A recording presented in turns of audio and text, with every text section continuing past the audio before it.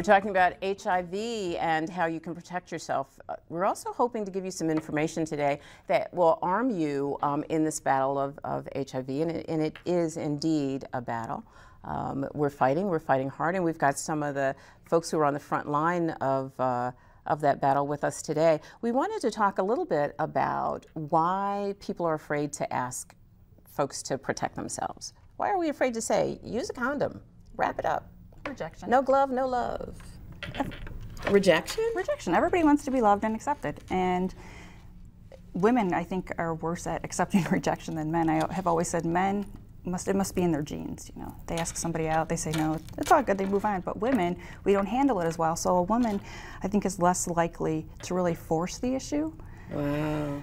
Because of the fear of rejection. And then when you do have women who are able to do it, you know, to request what's your status, do you use condoms?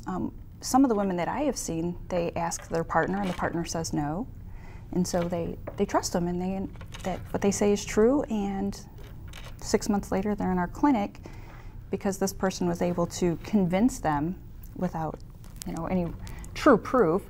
I tell my women that I test, never believe that a person is HIV negative, even if they have a test result, unless you were present with them. Mm-hmm. Absolutely. Because absolutely, anybody can write it up. Anybody can do it. That's anybody can. Right. And I think it is a hallmark of a successful and respectful relationship.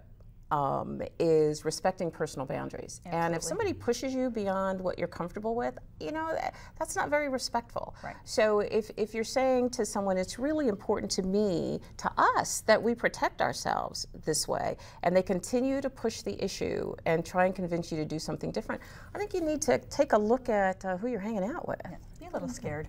In order to have that type of conversation, you have to have self-esteem. You have to have self-worth. And a lot of the women that I talk to out in the field, they don't have that self-worth. So what Michelle said is very correct. Being able to say, look, this is what you need to do is very different when you don't feel that way about yourself. If you're relying on that love from that other person because you don't have it for yourself, then you're not going to have that conversation with that man. And you can know that that person, whatever your partner is, you can know without a shadow of a doubt that this person is sleeping with 1, 2, 3 other people.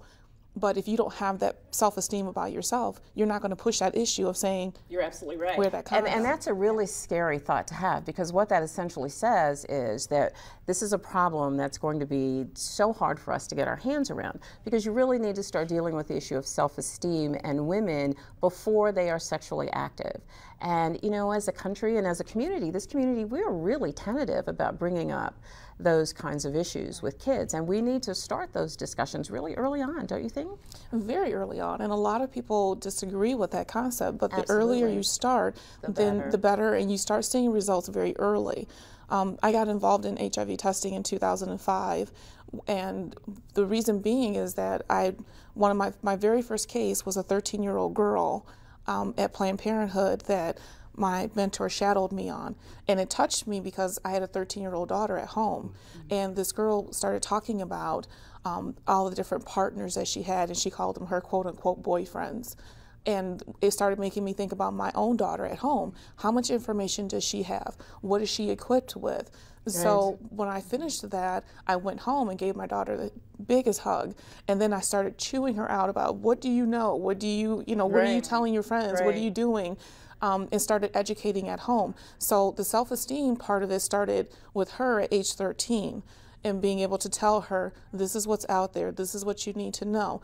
If you have any questions, you need to come to me. If you can't come to me, this is who you can go to with this information.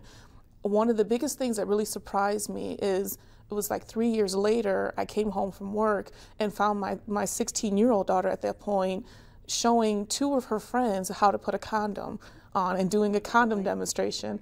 And I walked in the door and she said, you know, she was looking at me and she's all surprised. And I'm like, wow, I'm so proud of her, you know, that she took that initiative. You need to know half the city gasped. Oh my God, her 16-year-old's demonstrating how to use a condom. But you're absolutely right in terms of its importance to not only her self-esteem, but to her health. Absolutely right. But that's how we empower. That's how we empower our girls. It starts with one, and then it goes to another. So she was able to empower 2 other 16-year-old girls, and who's to say who those 2 girls were able to empower as a result of that one girl? Absolutely, and you know, we need to ask ourselves the question when we're not having these conversations with our kids: who is it we're protecting? I mean, whose sensibilities are we concerned about? I think we're concerned about our own and not about the safety of these children. I found some suggested ways to bring up this topic of protecting yourselves, and we had it up on the screen just a moment ago. There you go. One of the things that I read in the literature was that you might want to say to a partner, look, there are a million reasons to get tested. A million reasons to get tested. So why don't we do this? And there are so many advantages. And if you find out that you're not positive, you know, what good information for you. If you find out you are, what good information for you. So there are lots of reasons to get tested. Good approach or not such a good approach? Definitely a good approach. Taking the fear out of getting tested for HIV is sort of job number 1 for us. We always stress how easy it is, how free it is. We do about 6,000 free tests each year. And I think we're getting better and better at drawing folks into testing. Most importantly, too, gay, bisexual, transgender men, trying to make our test sites very intentionally friendly, get it out there, because that group also, as we've been talking about here, really suffers from a lack of self-esteem. Absolutely. Society doesn't like me, so what the heck? Why protect my health?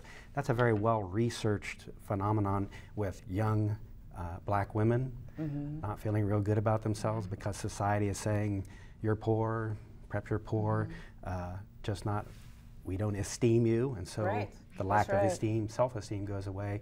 Same thing for gay, bisexual, transgender men.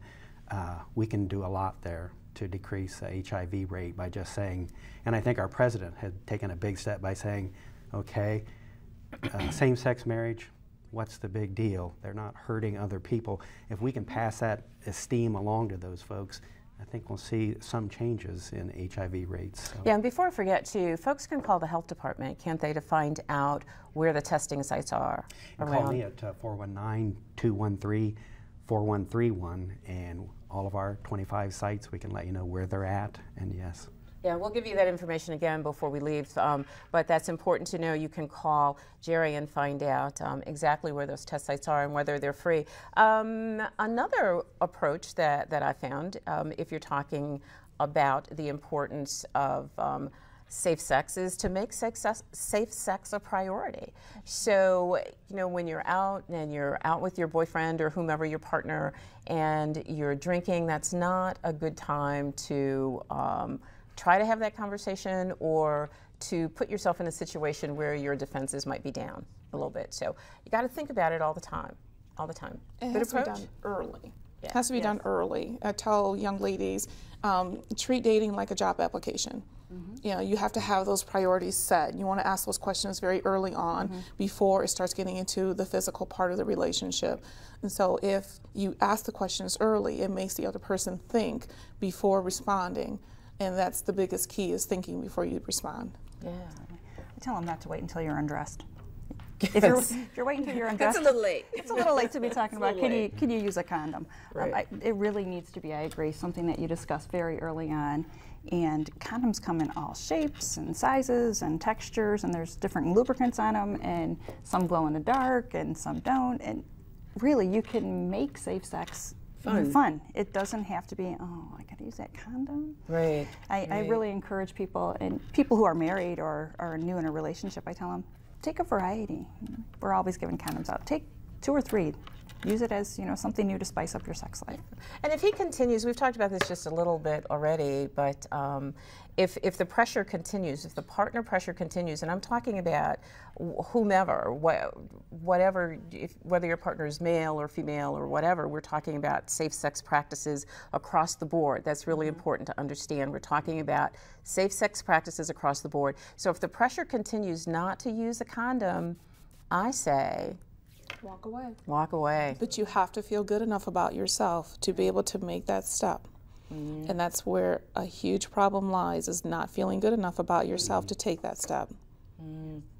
Go ahead. It could save their life, and that's what I remind people when we're testing them. This could be a life-saving, decision for you. Absolutely. Really, you need to take the power of your health into your own hands. Don't give it to somebody else. Right. Right. And if they're afraid to walk away, Michelle, where would you tell them to look for that strength? How do they decide? It depends upon the individual. There are a lot of different avenues that people can talk to a variety of different people. If it's a teenager, you have people who are in school who can point you in the right direction of someone. You can call the health department and call someone like Jerry. Jerry can point you in the direction of someone who he can match you with someone who you can talk to about these type of issues.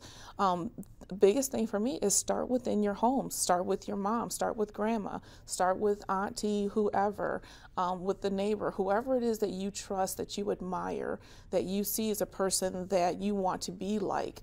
Talk to that person. Find out why you want to be like that person. More than likely, they possess the self-esteem that you're looking for. Absolutely. And are able to point you in the direction that you need to go Absolutely. into. And one thing, too, quickly, we only have just a few seconds left, but no matter what you think, you are not going to find your happiness in somebody else. Another person just is not going to make you whole. So making a decision to sleep with someone without protecting yourself simply because they insist is not going to get you what you want. Agreed? Agreed. Agreed. Thank you all so much for joining us on this conversation today. I hope to have you back. We can talk about this a whole lot more as we move forward. Okay, stay with me for a little bit, though? Sure. All right, we'll be right back.